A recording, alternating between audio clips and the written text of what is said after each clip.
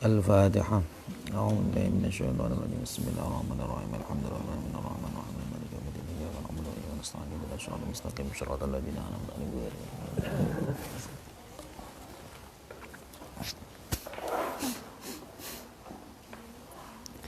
Bismillahirrahmanirrahim. Alhamdulillahirabbil alamin. Wassalatu wassalamu ala sayyidil mursalin sayyidina wa maulana Muhammadin wa ala alihi washabihi ajmain. Melanjutkan tentang karomah kemarin ya, masih sedikit. Ya, bismillahirrahmanirrahim. Qala al-muallifu rahimahullah nafa'ana bihi wa bi ulumi fid dharain amin. Bal dzakarul ulama anna min jumlati hadhil karamah karomati al-ittila'a ala ba'dil ghaibiyat.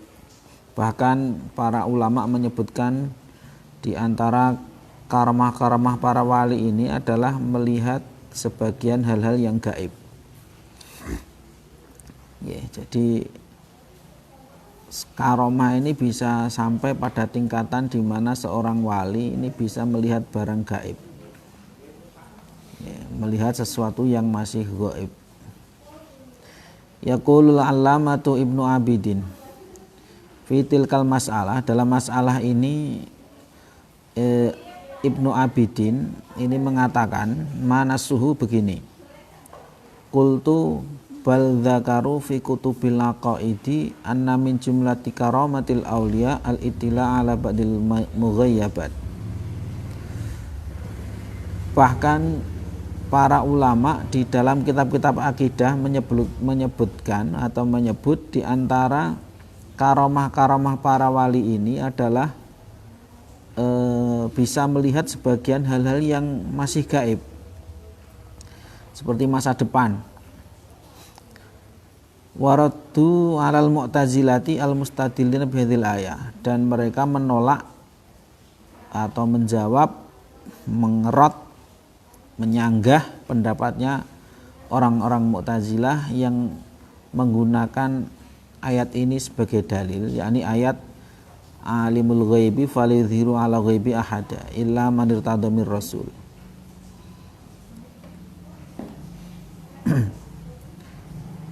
Yang mana ayat ini digunakan oleh orang-orang Mu'tazilah, digunakan sebagai dalil ala nafyiha, atas ketiadaannya karomah itu. Nah, kata para ulama bahwa yang dimaksud bi anal murada al idharu bila wasito, yang dimaksud dalam ayat ini adalah memperlihatkan sebagian hal-hal yang gaib ini tanpa adanya perantara.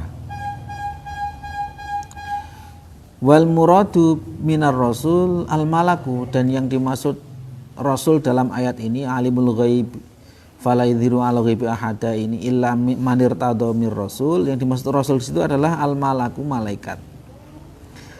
Jadi maknanya ay la yudhiru ala ghaibihi bila wasitatin illal malak. Ya. Allah tidak memperlihatkan hal-hal yang gaib tanpa perantara kecuali kepada malaikat Jibril. Aman nabi wal auliya fayudhiru ma'alai biwasitatil malak. Kecuali malaikat Jibril, ya, yang diberi napa? Yang diberi penglihatan hal yang gaib tanpa perantara. Ya, jadi Rasul di sini maksudnya adalah malaikat Jibril. Alimul ghaibi fala yudhiru ala ghaibi ahada. Di Allah Maha mengetahui hal yang gaib dan Dia tidak menampakkan yang gaib ini kepada siapapun kecuali kepada Rasul yang diridhoinya. Lah Rasul yang dimaksud dalam ayat ini adalah malaikat Jibril. Jadi malaikat Jibril yang dikasih tahu atau diperlihatkan hal yang gaib tanpa perantara. Sedangkan yang lain-lainnya bisa jadi boleh jadi atau bahkan diberi pengetahuan atau diperlihatkan, diberi melihat, diberi kemampuan melihat yang gaib, tapi tidak seperti malaikat, yang mana malaikat Jibril tadi tanpa perantara, kalau yang lain itu dengan perantara. Tapi artinya bahwa bisa saja seseorang itu melihat barang gaib, cuma melihatnya itu pasti dengan perantara. sedangkan malaikat Jibril ini tanpa perantara. Jadi yang dimaksud ayat ini adalah seseorang tidak bisa tidaklah diberi pengetahuan tentang yang gaib secara langsung kecuali seorang malaikat yang diutus, yakni malaikat Jibril. Sementara yang lain itu diberitahu tapi nganggo perantara. Aman nabi wal aulia fayudhiruhum alaihi biwasitotil malaki au ghairihi. Adapun nabi dan para wali maka Allah akan menampakkan kepada mereka atas hal-hal yang gaib tadi dengan perantara malaikat atau yang lainnya. Waqad basatnal kalam ala dzil mas'alah fi risalatinal musammah nawani Salal Khisam al-Hindi linusrati Sayyidina Khalid An-Naqsyabandi. Saya telah panjang lebar membicarakan masalah ini dalam risalah saya yang berjudul Salul Khisam al-Hindi linusrati Sayyidina Khalid An-Naqsyabandi. Farajiha fa inna fiha fawaidan nafisah, maka silahkan merujuk kitab itu karena di dalamnya terdapat banyak faedah-faedah yang indah atau yang bagus. Wallahu taala alam. Pun watil kal karomatu, jadi bahwa karomah niku seperti pembahasan yang kemarin itu sesuatu yang luar biasa yang diberikan oleh Allah kepada para walinya. Lah karomah ini kemarin nggih, apa yang bisa jadi mukjizat maka bisa jadi karomah. Kalau mukjizat itu pasti mukjizat itu diberikan kepada nabi, sedangkan karomah diberikan kepada wali. Nah, wujudnya ini bisa sama. Yang mungkin jadi mukjizat maka mungkin jadi karomah. Ini kaidahnya seperti itu. Tapi kaidah ini tidak kemudian mutlak begitu saja. Kemarin sudah nggih bahwa ternyata tidak ada karomah itu kok sampai bisa lahir tanpa bapak seperti mukjizatnya Nabi Isa. Nabi Isa beliau lahir tanpa bapak. Nah, karomah itu tidak akan sampai ke tingkatan itu. Nah, kalau tingkatan melihat yang gaib seperti mukjizatnya Kanjeng Nabi Muhammad sallallahu alaihi wasallam misalnya. Nabi ini kan biasa menceritakan atau menjelaskan atau menyampaikan hal-hal yang gaib, termasuk gaib itu adalah masa depan. Goyabat niku nggih. Gaib niku maksudnya masa depan. Beliau tahu besok akan begini, akan begitu. Sayati ala ummati zamanun. Ini kan hadis yang semacam itu kan banyak. Layak tianna ala ummati zamanun, sayati zamanun ala ummati. Itu kan sering ya. Sayati ala ummati zamanun yafiruna anil ulama misalnya. Akan datang satu zaman kepada umatku di mana di zaman itu orang-orang sudah lari dari para ulama. Ya'ti ala nasi zamanun la yabqa fi rajul illa akala riba. Nggih. Wa man lam yakul asabahu min gubari misalnya niku nggih. Akan datang satu zaman kepada umat manusia di mana di zaman itu tak seorang pun kecuali pasti memakan riba. Kalaupun tidak memakan riba setidaknya terkena debunya. Ini kan Nabi mengkabarkan sesuatu yang belum terjadi. Kok beliau tahu? Nah, karomah pun bisa sampai pada tingkatan itu. Tingkatan bisa mengkabarkan al-ikhbar bil mughayyabat, mengkabarkan mengetahui hal-hal yang belum terjadi, yang masih gaib. Nah, bagaimana dengan ayat itu, ayat yang mengatakan Allah itu maha mengetahui hal yang gaib dan Allah tidak akan memperlihatkan yang gaib itu kepada siapapun kecuali kepada seorang rasul yang diridhoinya. Kalau sepintas lalu kan ayat ini maksudnya berarti yang bisa melihat gaib hanya rasul. Karomah tidak. Kalau karomah kan wali ya. Nah, yang bisa melihat hanya rasul saja. Kalau Rasulullah oke. Dalam ayatnya min rasulullah, ternyata dibahas tadi bahwa rasul dalam ayat itu maksudnya adalah malaikat Jibril. Kan malaikat Jibril itu kan sebagai rasul juga. Artinya dia sebagai utusan Allah yang menyampaikan wahyu kepada para nabi. Berarti kan dia juga rasul. Nah, yang dimaksud dalam ayat itu adalah Rasul. Rasul di situ adalah malaikat Jibril. Memang tidak ada sosok yang diberitahu tanpa perantara kecuali hanya malaikat Jibril. Yang Jibril memang dikasih tahu tanpa perantara, langsung. Nah, sementara baik Kanjeng Nabi maupun wali-wali itu mereka dikasih tahu oleh Allah hal-hal yang gaib, tapi tidak secara langsung, tapi melalui malaikat, melalui perantara lah, bisa malaikat Jibril atau yang lain. Okay. Jangan heran ya nek ana para wali-wali niku wis ngendika besok akan begini karena memang bisa seperti itu. Sebelum krisis moneter 98 pecah niku nggih. Nah, itu kan Mbah Ahmad sudah jauh hari wis memberi nggih kalih jamaah nggih. Nah, iki arep ana kisruh gede akan ada kekisruhan besar. Ayo kita baca Qunut Nazilah. Jadi sudah 2 tahun lamanya saya masih ingat itu. 2 tahun sebelum pecah itu Bapak ini sudah mengamalkan dawuh Mbah Ahmad niku nggih.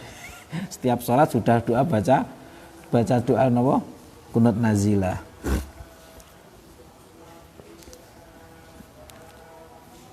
Pas gempa bumi, orang berpikir pas gempa bumi niku kan saat itu kan napa Merapi agak utak-watuk mawon nggih. Agak utak-watuk nih. Tapi saat itu Mbah Ahmad ngendikane pripun? Iki sing arep nesu ki ora Mbah sinten? Mboten. Saya Jumadil Kubro sing nesu ki Syekh Maulana Maghribi ki sing arep nesu ki. Ngoten nggih. Nah, artinya dari arah sana maksudnya kan, ini bahasanya wali kan. Ternyata benar gempa bumi ternyata bukan gempa vulkanik tapi tektonik. Asalnya dari sana. Ya, niku namine apa nggih niku ngerti barang sing ngerti sadurunge napa winara. Wa tilkal karamatu tsabitatu lis-sholihin la yujadu ayyu dalilin alan tihaiha bintihai hayatil wali fil hayati dunya. Kemudian pertanyaan berikutnya, kalau wali itu sudah mati, apakah keramatnya juga berhenti? Nah, jawabannya begini, keramat-keramat tadi, karomah-karomah tadi yang ada atau yang diberikan oleh Allah kepada orang-orang soleh, tidak ada satu dalil pun yang menunjukkan bahwa karomah itu akan habis dengan habisnya kehidupan wali. Artinya tidak ada dalil yang menunjukkan bahwa kalau wali sudah mati maka berhenti pula napa keramatnya. Ayu dalilin ngalantiha binti hatil wali fil hayatid dunya. Bal wujida dalil ala aksi dzalik. Bahkan malah ada sebaliknya, justru malah ada dalil yang menunjukkan kebalikannya. Fima sabata annallaha asama jasada Asim ibni Thabit. Nggih, misalnya niki nggih.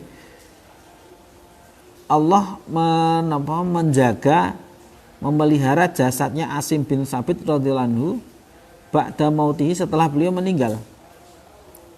Jadi Asim bin Thabit meninggal, Allah memelihara jasadnya. Fa ba'atsallahu li Asim mithla dzullah. Minat dabr fahamathu min rusulihim. Falam yaqdiru ayyuqati'u minna syai'a. Minhu mestinya minhu syai'a. Jadi ketika Asim bin Thabit ini meninggal dunia, Allah memeliharanya atau menjaganya, yakni dengan cara Allah mengutus atau mengirim semacam seperti mendung yang berisikan kumbang yang sangat banyak, itu seperti mendung yang menaungi, tapi ini isinya tawon. Nah, kumbang-kumbang ini memelihara atau menjaganya dari utusan-utusan Quraisy yang hendak mencabik-cabik atau hendak merusak jasadnya Asim bin Thabit. Jadi falam yaqdiru ayyuqatu minhu syai'a, sehingga mereka para utusannya orang-orang Quraisy ini tidak mampu mengambil jasadnya atau memotong jasadnya siapa? Asim bin Sabit tadi, sedikit pun nggak mampu. Mergane napa dijagani napa kumbang. Nah ini sahih, ini riwayat Imam Bukhari dalam kitab sahihnya, riwayat Ibnu Hibban dalam sahihnya, Hakim dalam status dan seterusnya. Wahya sarihatun fi karamatillah lahu ba'da mauti. Ini menjelaskan secara ceplos, secara jelas akan kemuliaan dari Allah yang diberikan kepada karamah dari Allah yang diberikan kepada beliau setelah beliau wafat. Okay. Kemudian kisah-kisah orang yang ketika sudah dimakamkan, makamnya terbuka masih utuh, ini kan kisah yang sering kita dengar, nggih. Nah, ini juga contoh-contoh. Ternyata mereka sudah meninggal pun masih keramat ya. Qala al-Allamah al-Bujairimi. Beliau al-Bujairimi beliau mengatakan begini, waqa su'al fid darsi amalau qor al-mayyit ayata sajdah karamatan fal yasjudu sami lahu amla. Saat beliau sedang mengajar ini ada yang bertanya begini. Kan ketika orang mendengar orang membaca surat ayat sajdah, itu kan dia disunahkan untuk sujud. Gitu? Misalnya ono jenengan krungu ono wong maca Quran kalla la tuti'hu wasjud waqtarib misalnya. Nah, jenengan sebagai yang mendengar itu, bukan hanya yang membaca, yang mendengar pun disunahkan untuk bersujud. Nah, sekarang kalau ada nih wali yang sudah meninggal dunia atau orang yang sudah meninggal dunia karena memiliki karomah, dia itu bisa membaca niku. Wis mati kok muni kala la tuti wasud waqtarib. Niki kita yang mendengar itu sujud sahwi sujud tilawah atau tidak? Kita disunahkan sujud atau tidak? Qal kata beliau begini, wa yumkinu al jawabu bi anna dzahir al awal. Jawabannya itu dimungkinkan bahwa yang zahir itu, jawaban zahirnya adalah yang pertama, yakni sujud tilawah. Kenapa? Li'anna karamatil auliya latang kotiu bimautim, karena karamah-karamahnya para wali ini tidak berhenti, tidak putus sebab kematian mereka. Yeah. Karena yang putus itu kan amalnya, bukan karamahnya, gitu. Idza matal insan inqata'a amaluhu. Amalnya yang putus, yang berhenti. Dia sudah tidak sholat lagi, sudah tidak anu lagi. Tapi kalau karamah, nah, ini bukan amal, tapi karomah.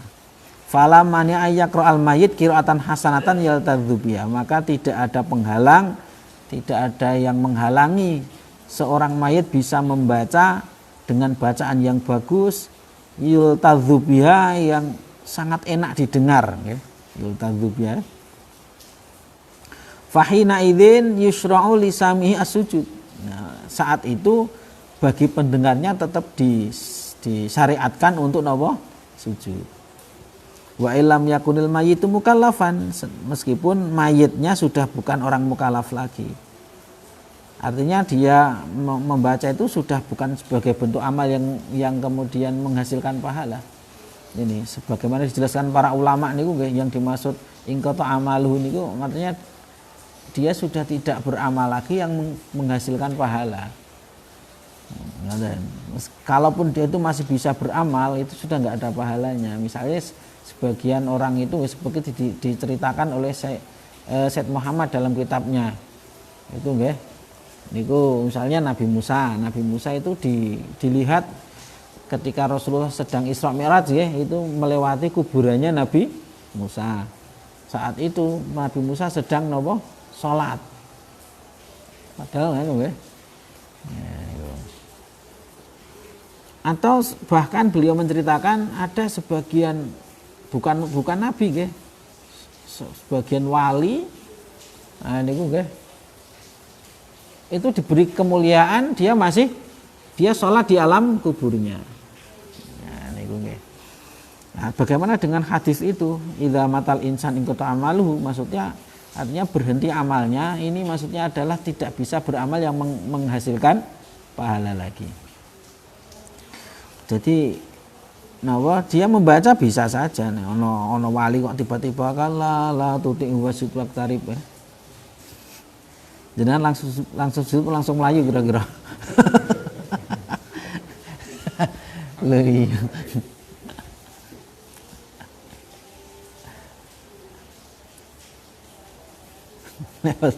Wa yakhirun alqani yabkuna ya yakhir alqani napa niku wa yakhirun alqani napa niku wa yakhiruna wa yabkuna wa yakhir alqani wa yabkuna khusyu'an niku lali kula sebenarnya apa lali.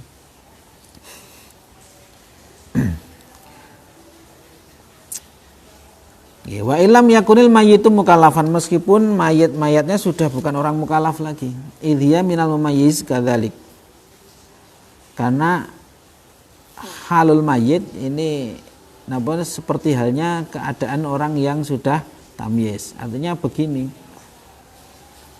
Anak yang sudah tamyiz, dia bisa baca Quran, ketika baca ayat sajdah pun kan kita disunahkan untuk sujud meskipun dia bukan mukallaf, belum balik, tapi dia sudah tamyiz.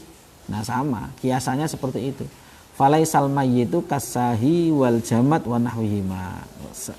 Mayit ini tidak seperti halnya orang yang lupa, tidak sengaja maksudnya ya, membacanya tidak sengaja. Tidak seperti halnya dia itu barang mati, jamat niku kayu watu niku jamat niku barang mati seperti kayu, batu dan wanahwima dan semacamnya.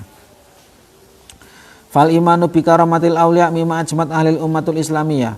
Iman terhadap karamahnya para wali adalah termasuk yang disepakati oleh umat Islam. Wa tabar ulama ul aqidah aslan min usul i'tiqad, dan para ulama akidah memasukkannya, mengkategorikannya, atau menganggapnya sebagai salah satu pokok di antara pokok-pokok akidah. Wa ingkaruha qad yukhrijul muslima min dinihi. Mengingkari karomah para wali ini bisa mengeluarkan seorang muslim dari agamanya. Kama ana itsbata lil auliya ba'dan tiqalihim yukirruhu sharihul ma'qul, sebagaimana menetapkan karomah untuk para wali ini setelah mereka meninggal dunia, ini juga ditetapkan oleh dalil akli yang sangat sharih. Ditambah wasihul mangkul juga riwayat yang sahih. Seperti tadi siapa Asim bin Thabit. Wal mautu yatra'u alal jasadi larruh, karena kematian ini hanya mendatangi jasad, hanya mengenai jasad, tidak mengenai ruh. Nyawa ini tidak mati, yang mati adalah jasadnya. Fala yajuzu ingkaru karomati auliya illahi salihin la fi hayatim wala ba'dan tiqalihim. Maka tidak boleh mengingkari karomah-karomahnya para wali-wali Allah yang saleh itu, baik dikala mereka masih hidup maupun setelah mereka meninggal dunia. Wallahu taala a'la wa a'lam. Halil jahlu bidzikri bid'ah.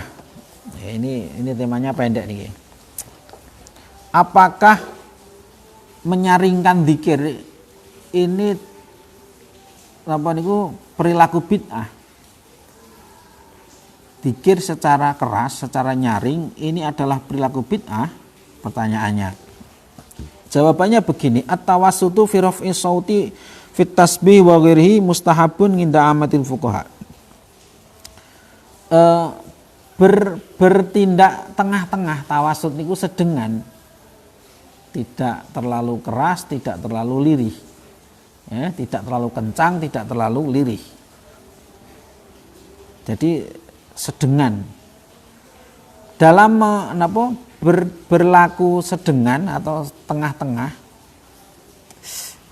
dalam meninggikan suara saat membaca tasbih dan lain-lainnya, ini disunahkan menurut para ahli fikih secara umum. Liqauli ta'ala, karena firman Allah Ta'ala, wala tajhar bis shalatika wala tukhaffit biha wabtaghi baina dzalika sabila. Firman Allah, janganlah kamu menyaringkan doamu dan jangan kamu melirihkannya. tapi carilah carilah jalan di antara keduanya. Keduanya maksud antara napa? Keras dan lirih. Berarti konsing sedengan. Wa kana Nabi sallallahu alaihi wasallam yaf'aluhu, dan Rasulullah sallallahu alaihi wasallam pun melakukannya. Fa Abi Qatadah, diriwayatkan dari Abu Qatadah, anna Rasulullah sallallahu alaihi wasallam kharaja lailatan. Beliau Rasulullah suatu malam beliau keluar. Fa idza huwa bi Abi Bakrin yusalli yakhfidu min sautihi. Tiba-tiba beliau melihat atau menjumpai Abu Bakar radhiyallahu anhu sedang sholat sambil melirihkan suaranya. Yakhfidu nggih, mboten yakhfadu. Yakhfidu wakhfid janahaka lil mu'minin. Qal wa marra bi Umar. Abu Qatadah juga mengatakan wa marra bi Umar. Rasulullah juga melewati Umar bin Khattab radhiyallahu anhu wa huwa yusalli rafan sautah.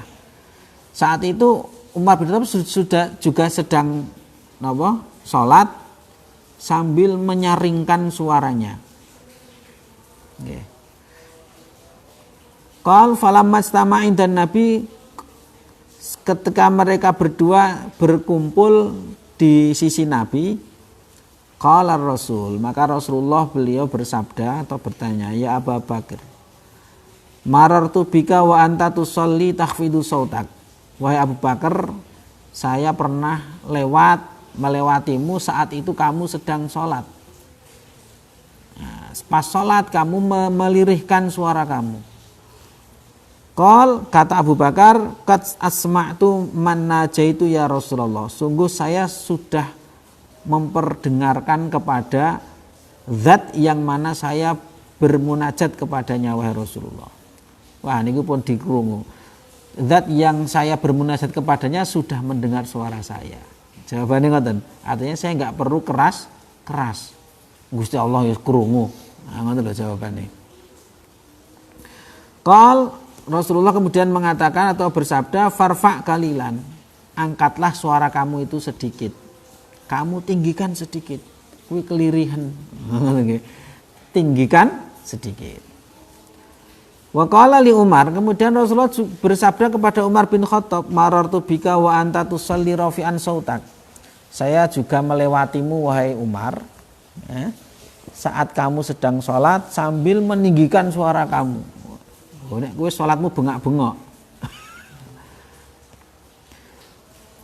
Ini bisa salat, ini bisa berdoa nggih, karena yo tusolli niku ki maknane yo nek secara bahasa kan maknane yusolli niku napa berdoa. Tapi yo muhtamil salat. Kenapa? Kalau memang berdoa ya Kanjeng Nabi mestine bisa saja menegur secara langsung. Tapi kalau sholat kan orang mungkin harus ditegur secara langsung, meskipun juga bisa saja sih. Ini Nabi kok tidak menegur langsung niku ya kemungkinannya karena sedang Allah alam ya. Tapi yang menjadi tekannya adalah dia mengangkat suaranya. Kalau Abu Bakar ini lirih, kalau Umar bin Khattab keras. Faqala ya Rasulullah, kemudian Umar bin Khattab menjawab, wahai Rasul, uqidhu atau uqidhul wasnan, saya hendak membangunkan orang yang sedang ngantuk. Ini sing ngantuk ben tangi Kanjeng Nabi. Lane kula sing seru-seru sing ngantuk ki ben melek. Wa atudus syaiton, dan untuk menolak setan, biar setan itu tidak mengganggu. Kalau lirih-lirih setan datang terus akhirnya saya jadi ngantuk atau pripun lah. Nek aku bengok ngaten kan setane mencelat.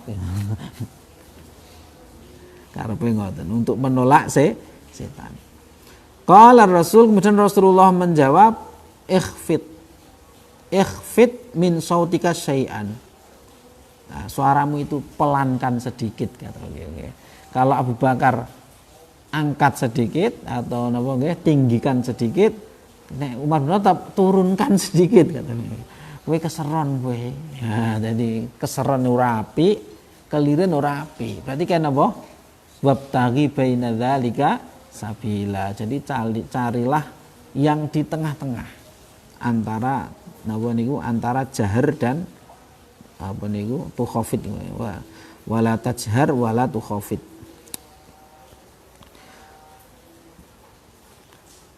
Wa dhahaba ba'du salaf ila annahu yustahabu rafu sauti bitakbir wa dzikri aqibal maktubah.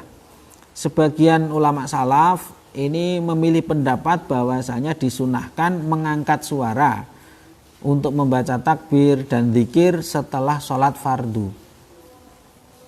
Ba'du salaf wastadallu bima ruwiya Ibnu Abbas, mereka mengambil dalil dengan riwayat hadis yang diriwayatkan dari Abdullah bin Abbas annahu qol, bahwasanya Abdullah bin Abbas berkata, kuntu a'lamu idzan sarafu bidzalika idza sami'tuhu, saya mengetahui saat para sahabat ini mereka selesai sholat, saya mengetahui hal itu maksudnya mereka berzikir takbir, berzikir ya. Idza sami'tuhu, bahkan saya ketika saya mendengarnya, artinya bisa terdengar ini berarti nyaring. Ini Ibnu Abbas. Wali annau aktsaru amalan wa ablagu fit tadabbur, dan alasan lainnya adalah bahwasanya jahar ya, membaca raf'us shaut atau mengangkat suara saat zikir ba'da salat fardu ini yang paling banyak diamalkan.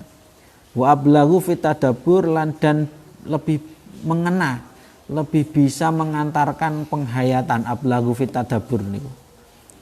Wa naf'uhu muta'addin liiqadhi qulubil ghafilin, dan manfaatnya ini bisa menjalar, bukan lazim itu berhenti kepada pelakunya, tapi muta'addi ini menular, manfaatnya menular, bisa dirasakan oleh orang lain, yakni napa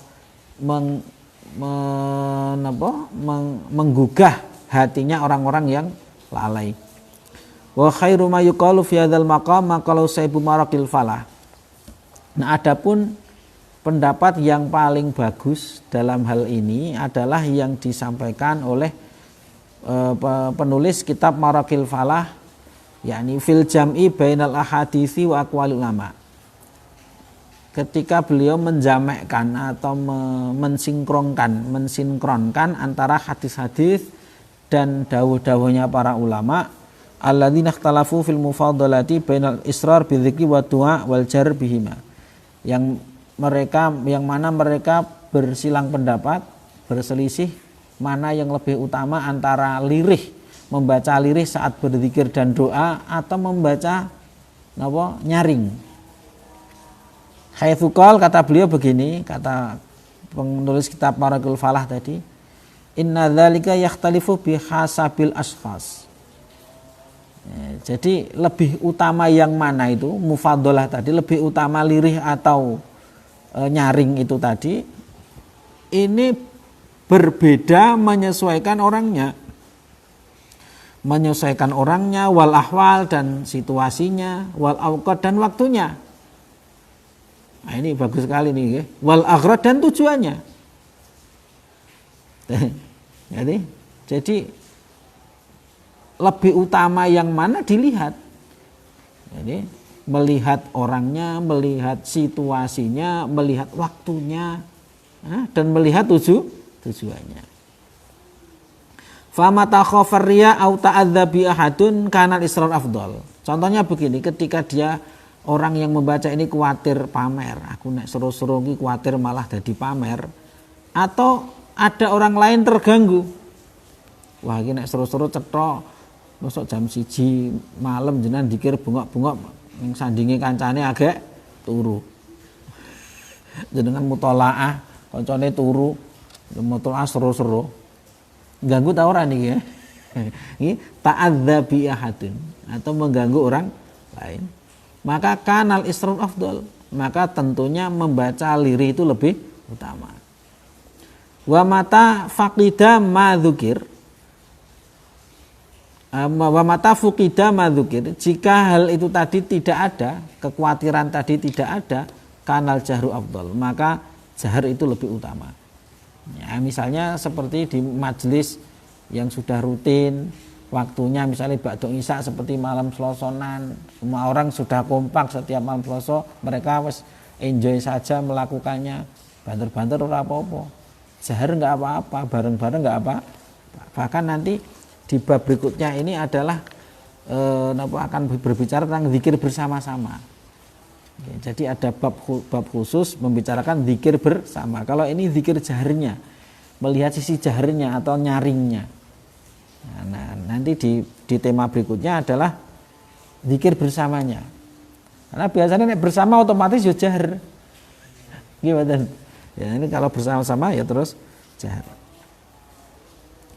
Wa ala hadza fa inal jahra bidzikri laisa bid'ah. Nah, berdasarkan ini semuanya maka kesimpulannya menyaringkan zikir ini tidak termasuk bid'ah. Wala syai'a fih, tidak apa-apa. Waqad yakunu ajmal qalb, bahkan terkadang itu lebih bisa mengumpulkan hati. Wa tarkis, dan lebih bisa memfokuskan, lebih bisa konsentrasi. Idza majtanabal mar'u riya, dengan catatan seseorang itu yang melakukan itu menjauhi riya. Sing penting tujuannya ora pamer, ngoten nggih. Mun tak mantuk nek niate pamer ya aja ya. Nggih, wallahu taala a'la wa alam. Kesimpulannya zikir jahar tidak bid'ah. Subhanakallahumma wa bihamdika asyhadu an la ilaha illa anta astaghfiruka wa atubu ilaik.